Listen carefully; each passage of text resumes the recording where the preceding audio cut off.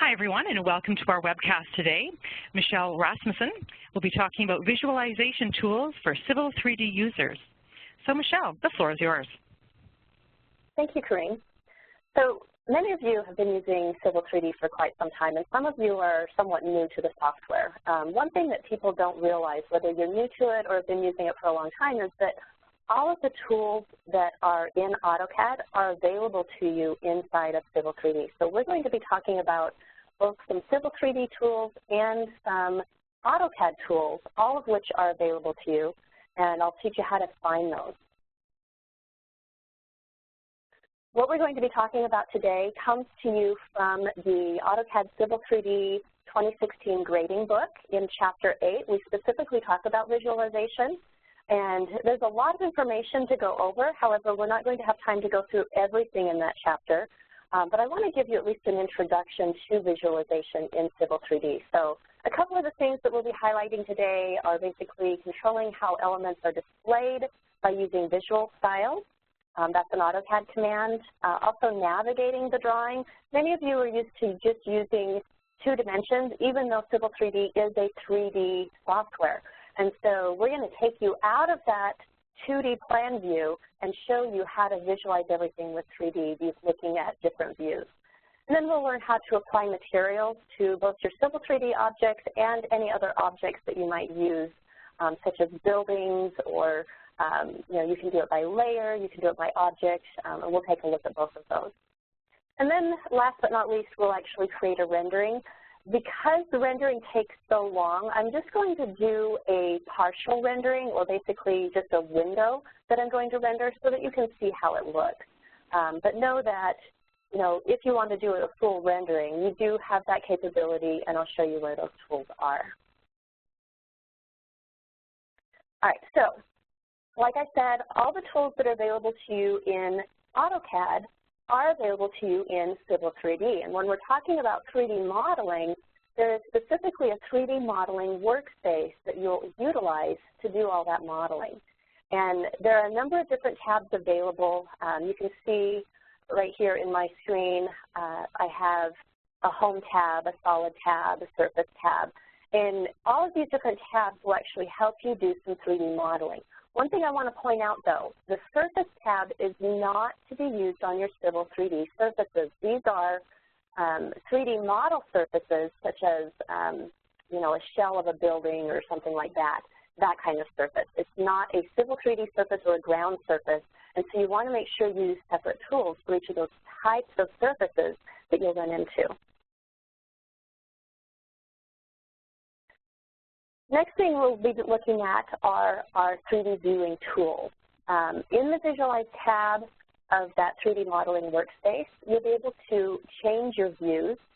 There's a number of different predefined views available. You can also save named views. I'm sure you guys have done that before, where you just zoom in on a specific area of the drawing and save that view, so you can go back and forth to it very easily. Well, the same kind of thing happens with the preset views. You have your top view, your southwest, southeast, all your different isometric views, right view, front view, bottom view, all of that. And the reason that they make those available is you can actually split your screen into multiple viewports and then show the model from different areas in each viewport, or from different view sets. And then, of course, we have the option to orbit. Now, orbiting in the drawing, I'm sure many of you have used the object viewer, where you select an object, a 3D object, and then right-click and go to the object viewer. And that object viewer allows you to zoom around and orbit very easily. If you want to do it in the actual model, so that you don't have to just select one object, you can select the entire drawing, basically. You can use your Shift key and the middle mouse button to basically hold that mouse key down and orbit around. Now, if you hold the Control key down and then use that middle mouse button again, you'll be able to swivel around the model. So we'll take a look at those and actually look at the model from different angles. No matter which way you look at the model, how that model is displayed has a lot to do with the visual style. So when it comes to visual styles, there are a number of different visual styles that you can actually work with. The 2D wireframe is the one that most people stay in, because when you want to look at the building, or if your building is sitting on top of your surface, your existing ground or your finished ground surface, having that 2D wireframe surface visual style turned on allows you to see right through the building all the way down to the contour lines. If you don't want to see those contour lines in your building, then you might go to a 3D hidden view style. The one that I prefer, though, is the realistic, because when I'm working with a 3D model, I want to actually see what it's going to really look like. And the realistic view style gives you a little bit closer to a rendered image without showing you every little piece of grass that you might have applied to your surface or every little brick that you have on your building. And so we'll take a look at how to work with that, how to change between them. Now, if you want to be able to create additional visual styles, our AutoCAD 3D modeling book gets into that a little bit. Now, before you can actually see the materials, you do have to apply those materials, and so we'll take a look at how to apply those materials so that when you are in that realistic style, instead of seeing everything in the gray shade that you would normally see, you'll actually see the material itself. So whether it be wood, rock, concrete, there's a lot of different styles available that you can apply. So let's actually get into the model and start looking at how to work around in that model, how to go from different views and visualize it. All right. So this is typically what we are used to seeing. This is a typical 2D plan view. I have a complex lagoon over here. This was built with a corridor model. Now, if you choose the right corridor model, the corridor applies materials automatically for you to the different materials that are assigned in the cross-sections or your template. And then you have your surface. Of course, right now I'm looking at this tin surface just from a plan view, looking at my contours. I have my building. Now, let me just show you what I have here. This building is all part of one big extra. I'm going to talk to you a little bit how to turn that building into a 3D building so that you can take advantage of the tools that are available and actually be able to visualize things a little bit better. So when I'm ready to start looking at this from different views, the first thing I want to do, right now I'm in the Civil 3D workspace, and that's the most common workspace that we're used to working in. But when I use the workspace switching tool and hit the down arrow, you'll notice that I have a 2D drafting, an annotation workspace that comes from AutoCAD, the 3D modeling, which is what we're going to look at today, and our planning and analysis. Those are some map tools. But let's go into the 3D modeling workspace. And you can see it changed all of my tabs up at the top on my ribbon. That's because all the ribbon tools have changed. Now, some of them are the same. I mean, right here on the Home tab, I still have my Layers panel.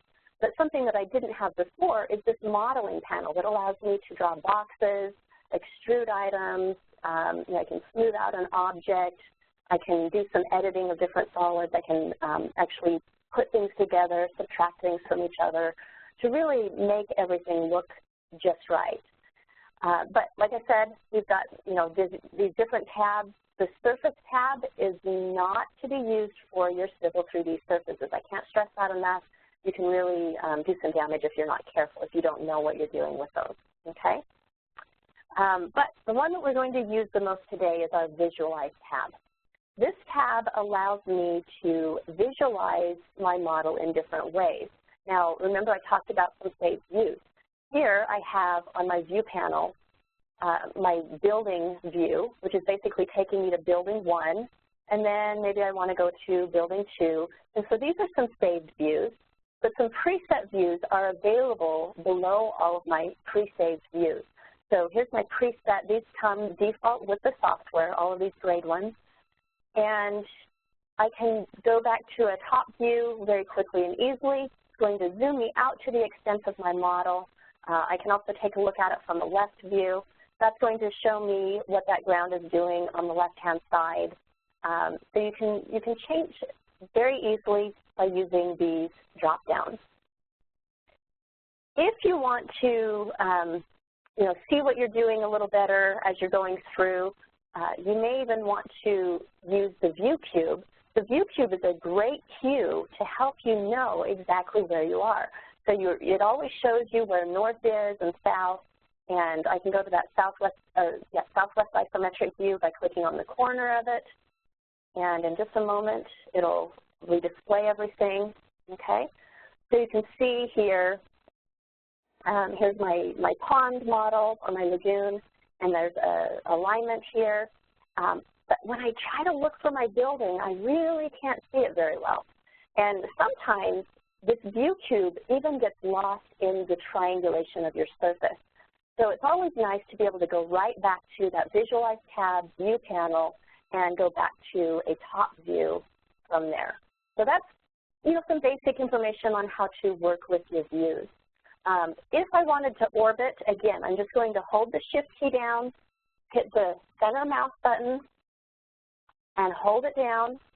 And as I move my cursor, you can see everything is going to change. Now, give me 1 second to let me start this program again. This is a little bit of a larger drawing, and so I've stressed out my computer a little bit. Give me 1 second.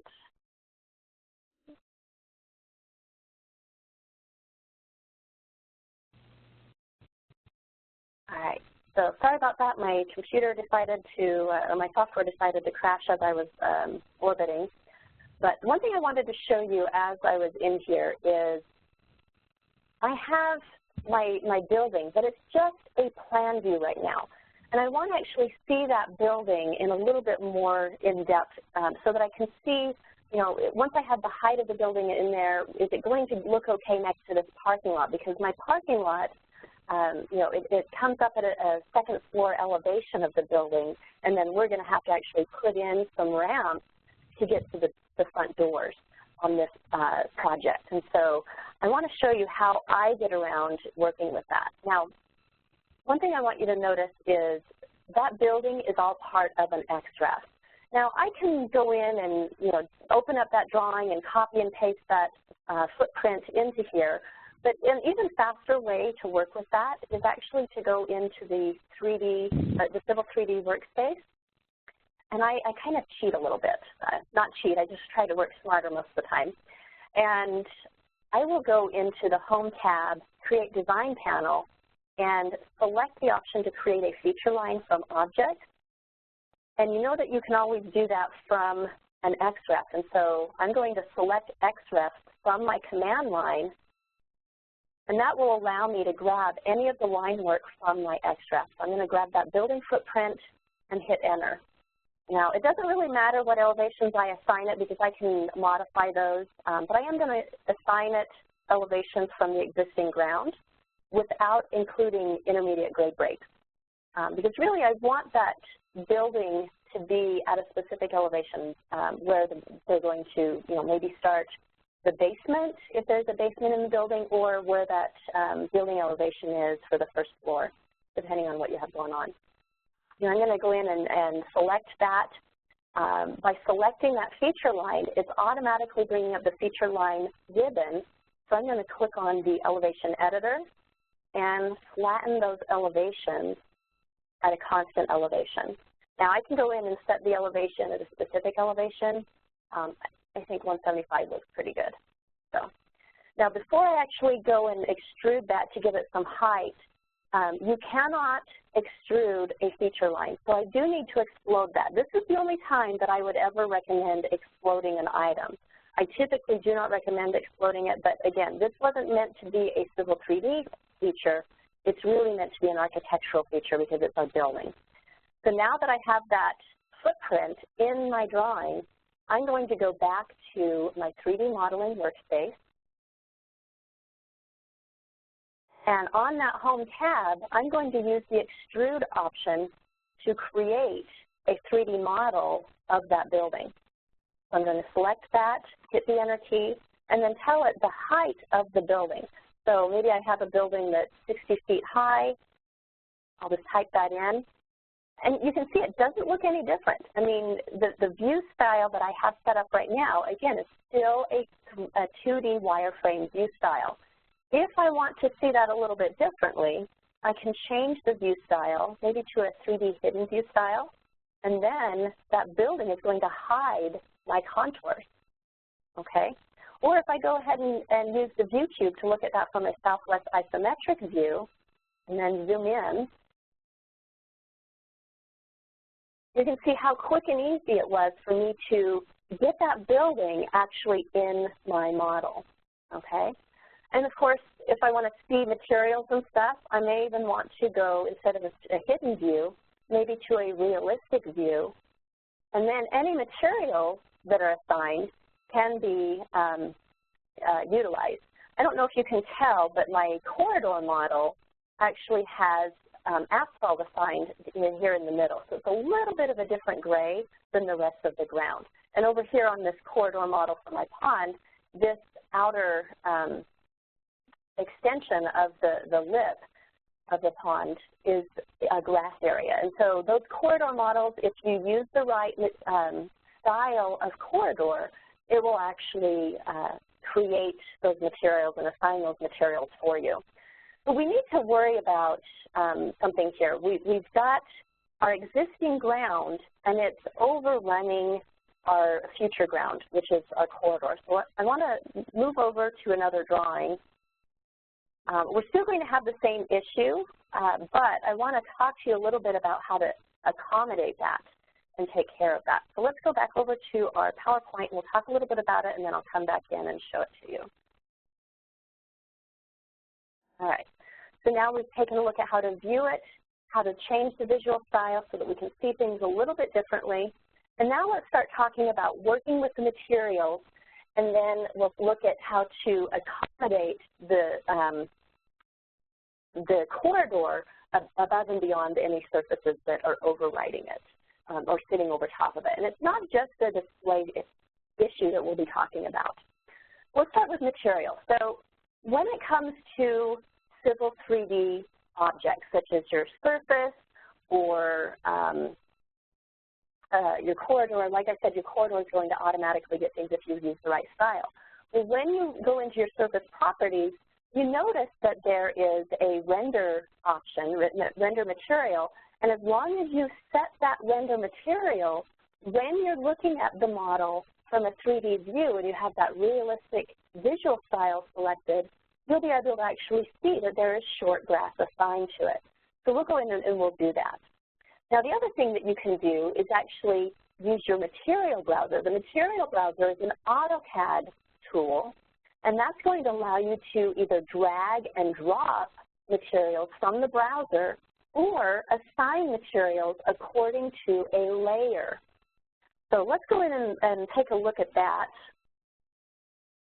Oh, by the way, this is basically showing you the tool when you assign a layer, a material. So for instance, in the new drawing that I brought up, I have not only my building, but I have windows in my building that are on their own windows layer. And so I can assign a mirrored style for those windows to actually be able to show what, reflections from the sun or the ground or whatever might happen when I render. And then for the building, I'll actually apply some kind of material, whether it be bricks or stones or whatever the case, okay? And that's basically what it will look like once I've applied my materials before I actually render, so it'll show you things a little bit better. So let me go into the software again. Okay. So again, let me show you this model from a different angle.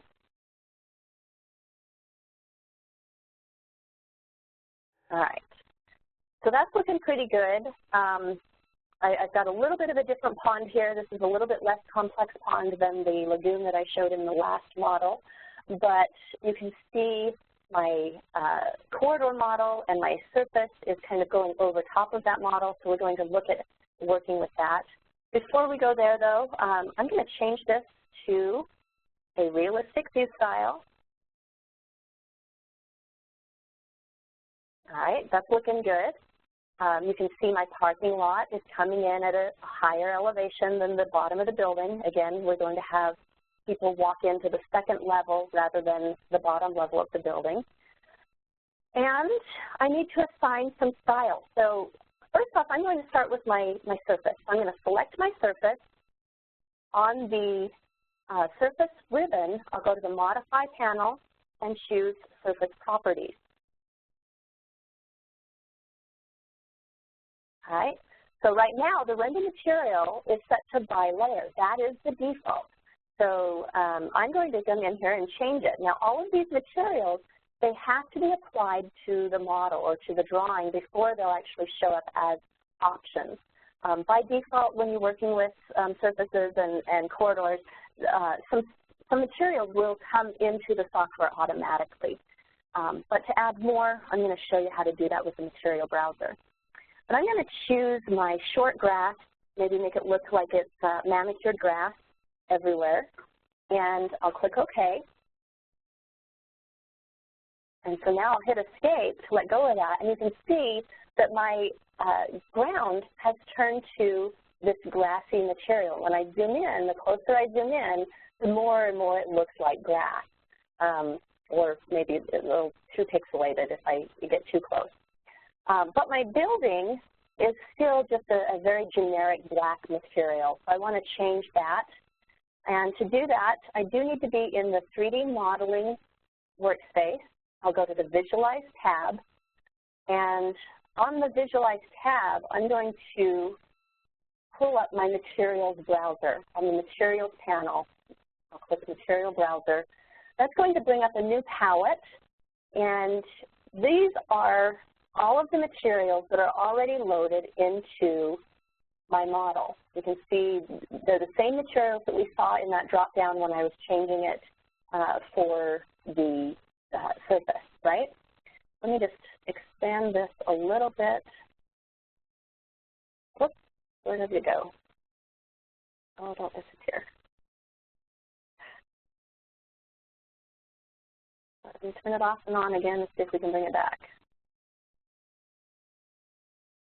There we go, okay.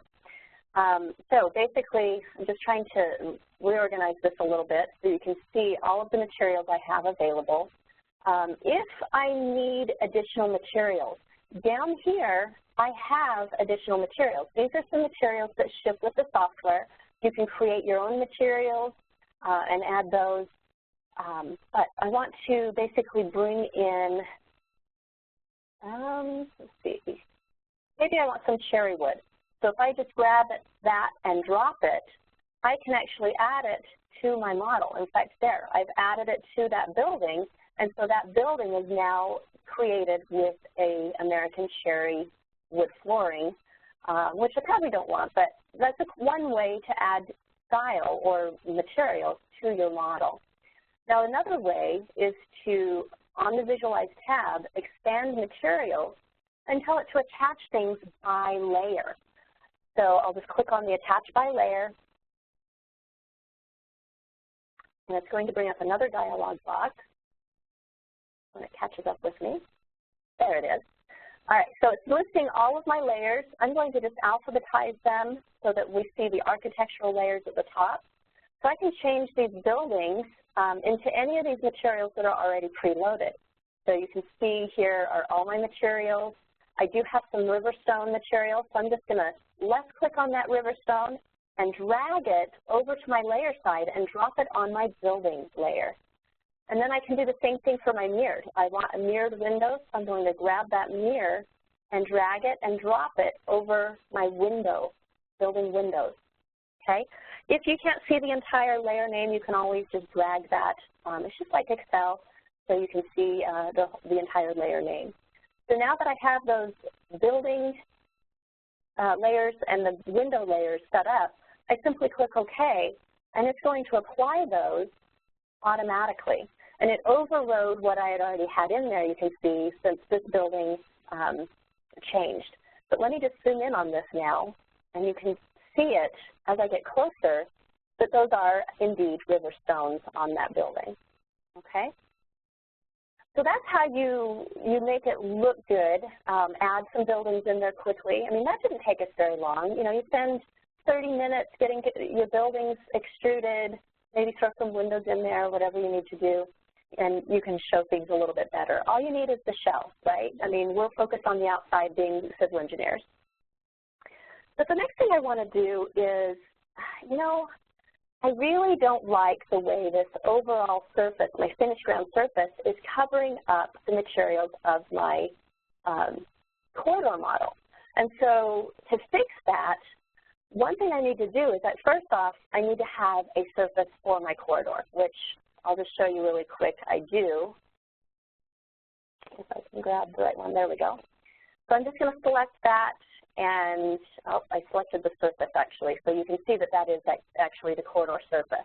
But I do have to have that because now I'm going to actually go in and select my overall surface, and I'm going to click on the Add Data and add a boundary.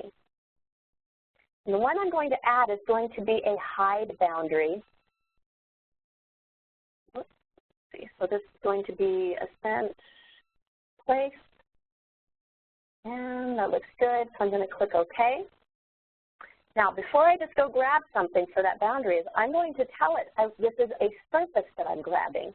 So it'll actually create a hide boundary across that entire surface of my corridor, and that way my overall surface doesn't override my corridor surface. Now I've got to make sure I grab the right one. Oops, right there. There we go. So I'll just left click on that. It'll create a hole, or seemingly create a hole. And when it's done, I'll be able to see the materials of my corridor model over and beyond my grass area. So that's looking pretty good. Some quick tips on that. The next thing that I want to do is I'm ready to actually do some rendering. So let's go back over to my PowerPoint. Oops. There we go.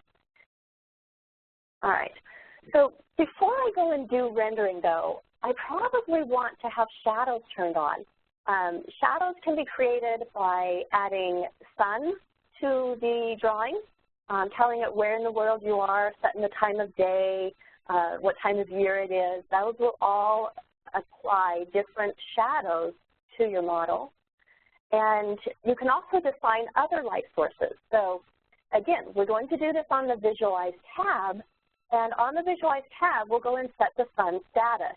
Now, typically you want to make sure that your drawing already has a location set. And if you haven't, you can go in and set that location in the sun status. And then you can set the date and the time to set the shadows the way you want to see them. And then you can actually add some additional light sources by creating light. So let me go back in and show you how to do that in the model. Okay, so right now I'm not seeing my shadows. I'm going to zoom in a little bit better so that you can see the materials better. Okay, because we're going to eventually just render this area. Now, again, I want to be on the 3D Modeling Workspace, Visualize tab, Sun and Location. I'm going to expand that, and that's going to allow me to set the location. This is going to set a geographic location. You can do it from a file. You can go out to a map and do that. I'm going to be honest, I'm a little bit hesitant to do that right now because it does take you up internet bandwidth. So in order to preserve the webcast, I'm not going to set that right now. Okay, but that would basically bring up something like a Google map. It'll go out and you can map where your location is. Again, it's going to use the internet to do that. So I'm going to set, the date and time. What is today's date? I forget. April 1st. Oh, how could I forget? It's April Fool's Day. And then, so I set the date, set the time. I can turn the sky on or off. Now, because I haven't set a location, it's not going to allow me to do that. Oh, thinking about it.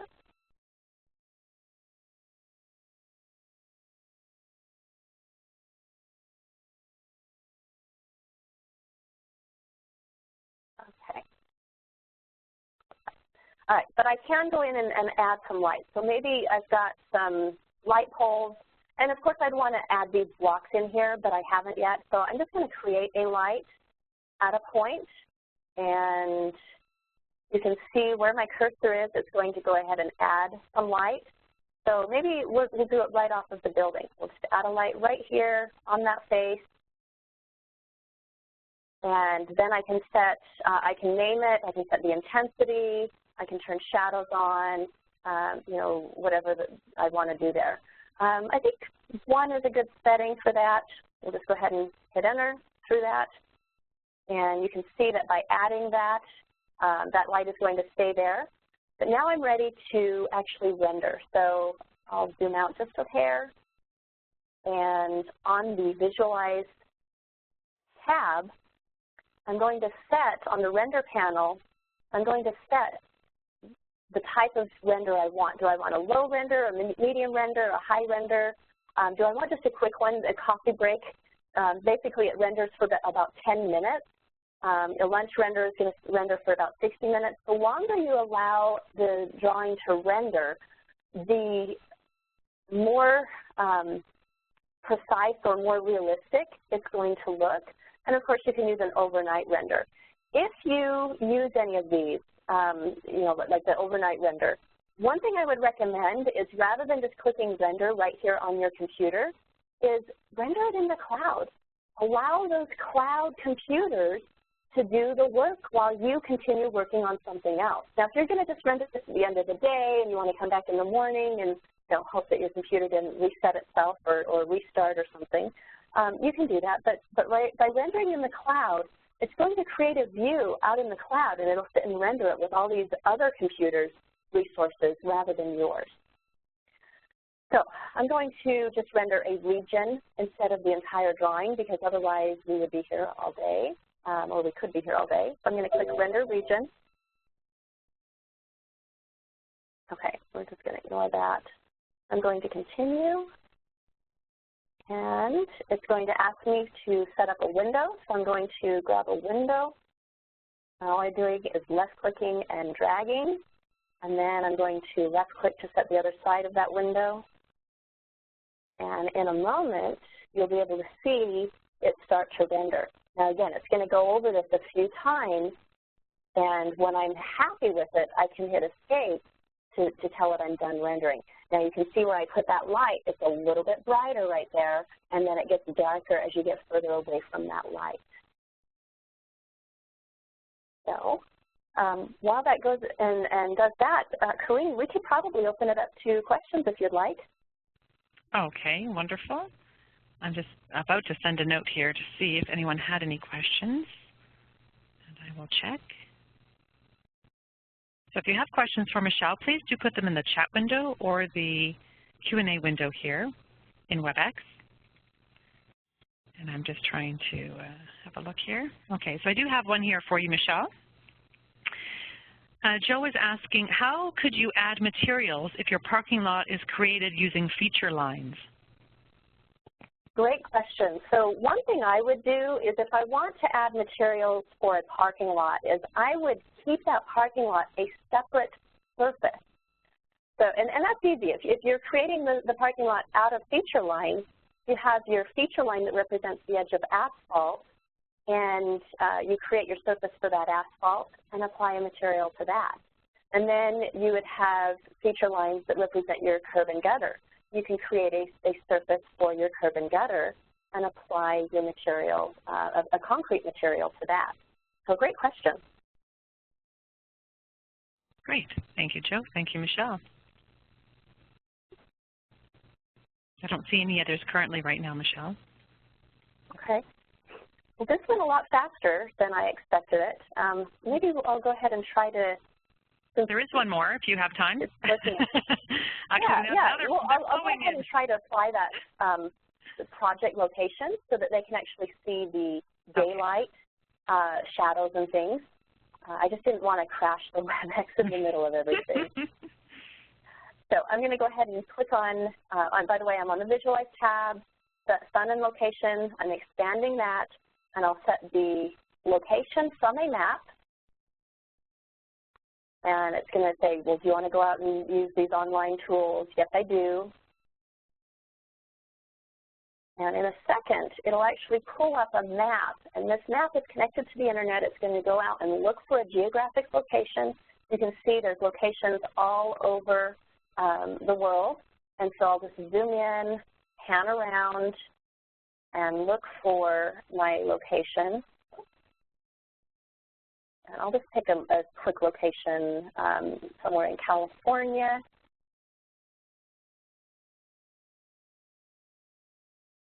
And all I've done is I've right-clicked, and I'm telling it, drop a marker here. Yeah. There it goes.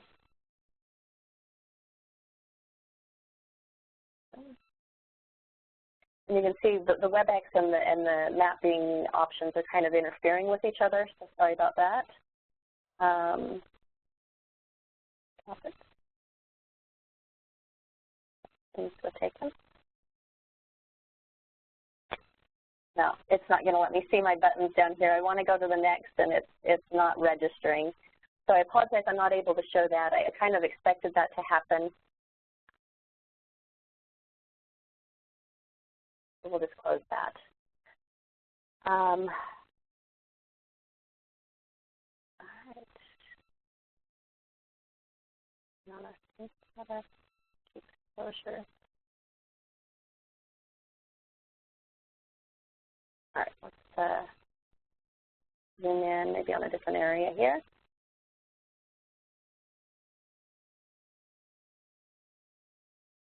And if I'm ready to render the full thing, I can go in and click render, and it's going to say, oh, everything, oh, my render engine isn't supported here, so I'd have to go in and do some tweaking. But when I do render that, it's going to come up in a separate window.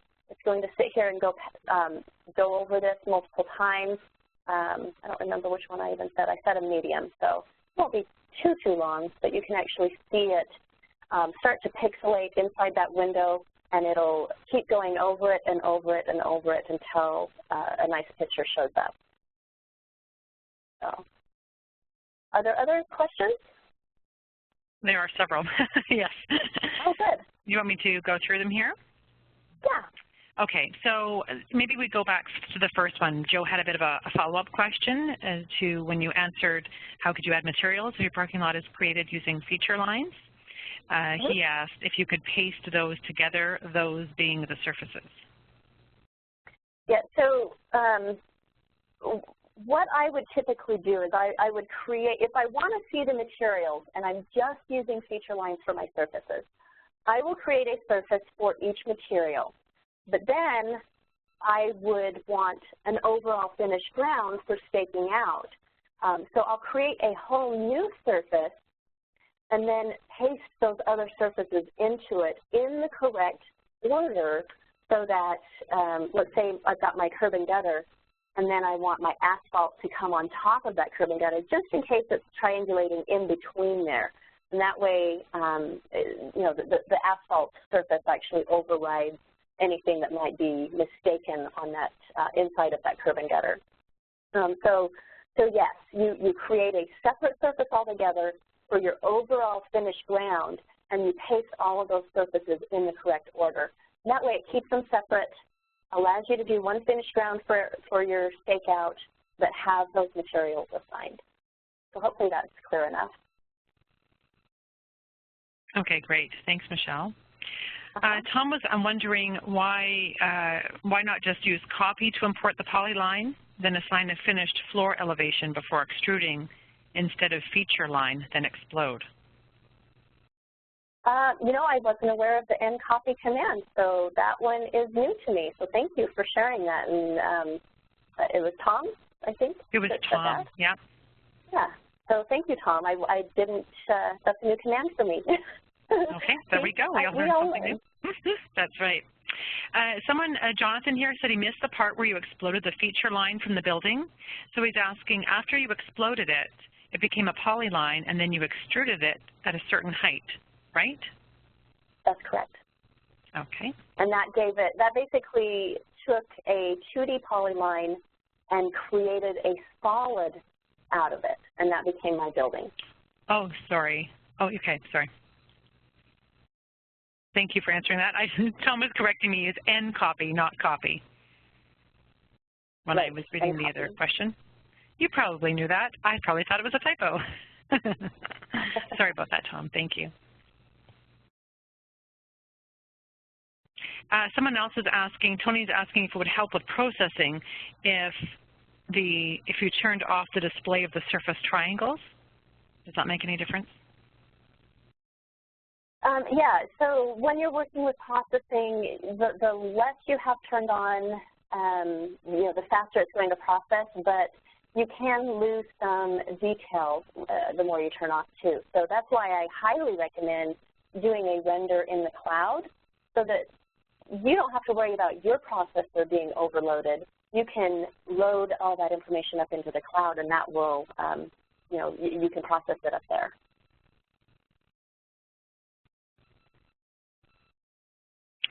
Okay, great. The only other question we had was someone asked if they missed some of this webcast. So yes, it is being recorded, and we'll have it posted online and sent to you next week. So not to worry if you've missed some of it.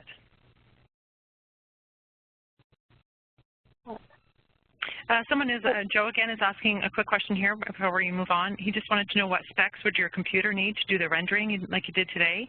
He's talking about RAM and memory. That's a great question. Let me look for the website where you can go and look up that information because it's something specific for Autodesk. So I don't want to speak for them. I'll find the link and send that. Perfect. Great, okay.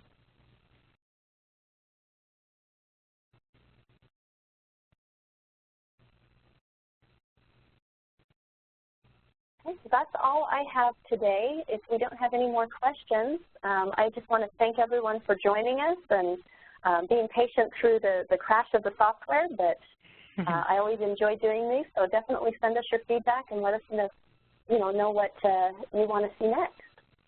Perfect. Thank you very much, Michelle. And we have one other question that came in, which I can ask in just a minute. But before everyone leaves, I just wanted to let everyone know that our next webcast is happening on April 21st. And I'm very excited because I'm always excited about these. But this next one will be an all-author webcast. So all of the Sense Autodesk authors will be speaking on that one, talking about their latest training guides they've been working on for 2017 software. So that will be really great. Michelle, of course, will be on that call. So if you go to our website, oh, sorry, I didn't realize we had this slide up. No, that's fine. I'm jumping ahead. You can want to talk a little bit about it? Yeah, sure. Michelle has a screen up here with all of our product formats for the training guides that we have. So you can see we have a printed student guide. We call it it's basically our printed book. We call it the student guide. We have eBooks and video-enhanced eBooks, so the same content but available online. And then for some of our books, we also have videos incorporated right in them, so that's pretty cool. We also have e-learning bundles where you can purchase the whole, if you want all the Civil 3D books, you can get them all online for one price, which is a great deal as well for online self-paced learning. If you're a teacher or an instructor, we have instructor tools that help you as you're delivering the class. And if you've got large volumes you'd like to purchase, we do offer as well digital site licenses. So if you're purchasing 100 or more books or even 50 or more books, titles, it's in your best interest to give us a call and ask about that. And so just to expand a little bit on those instructor tools, the slides that I was using today, those come from our instructor tools, which is a great option if you are a teacher, and that way you don't have to recreate the wheel. Exactly. I think we can pass through this slide right now for now, Michelle. Excellent. Yeah. And again, just wanted to point out everything we just talked about, the books and the book that Michelle went through today is available for purchase. You can go right through the AscentEstore.com, or if you're more familiar and prefer going to our website, AscentEd.com, it links you right through the website there as well. And yes, we have our blog as well. Michelle's one of our bloggers, so she'll be posting probably, maybe a follow-up to this webcast, but we'll also have a lot of technical blogs added this year from our authors, which will be really great to give you some tips and tricks on there. And again, if you go to the Ascent website, AscentEd.com, up on the right side you'll see events at the top, and if you click on that, you'll see the full list and lineup of webcasts we have scheduled from now until February. And subject to change, but that's what our schedule is like for now. And pretty soon I'll have all the registration links so you can register for those. Pick the topics that are interesting to you. And again, the next one, April 21st, we will have all of our authors on the call. So I do have a couple more questions, or at least I see one other one here that has come in. Michelle, if you have a bit of time. Sure. Okay. So there was a question here. Let me see where it went. Joe was asking if you could show how to bring in a new material. Oh, so let me go back over to the software. Great. I showed it very briefly, but I can definitely show that again. There it goes. Okay. So basically, we're going to bring up our menu browser, or our material browser again, and that was found again on the Visualize tab of the 3D Modeling Workspace, and expand materials. Oh, no, sorry. I just want to click material browser at the top. Sorry, and I was thinking to go into that. And then these are the materials that are actually in the document at the top. And then these are additional materials that are available. So all I did to add that wood material is I just clicked and dragged it and dropped it into my drawing because it wasn't available up here yet. So it's just a drag and drop. Great question. Great. Thanks, Michelle. Well, as a bonus, because we started questions and answers partway through, these are all recorded as well. So we don't usually record all of these. But again, we've recorded this. We'll have the recording available. We have it on our website, on that events page I was telling you about. I always put the, I'll take off the registration link and put a link to the recording of this. We have a YouTube channel you can find us on through our website as well, where it'll be hosted. And again, everyone will get emailed the link directly to this. Mid-next week, I'd say you'd have it for sure. But if you want it sooner, just check out our website and we'll have it there. So I don't see any other questions, but if you want to just throw that last slide up, Michelle, for a moment. If anyone thinks of something afterwards that they have a question for Michelle and would like to ask, or if you ever have a topic that you think would be really great for us to cover in a webcast that you'd like to hear about, please email us at feedback@ascented.com. Email address there is on the screen. Of course, you can call us as well. But that's probably the easiest to remember is just the feedback@ascented.com. Okay.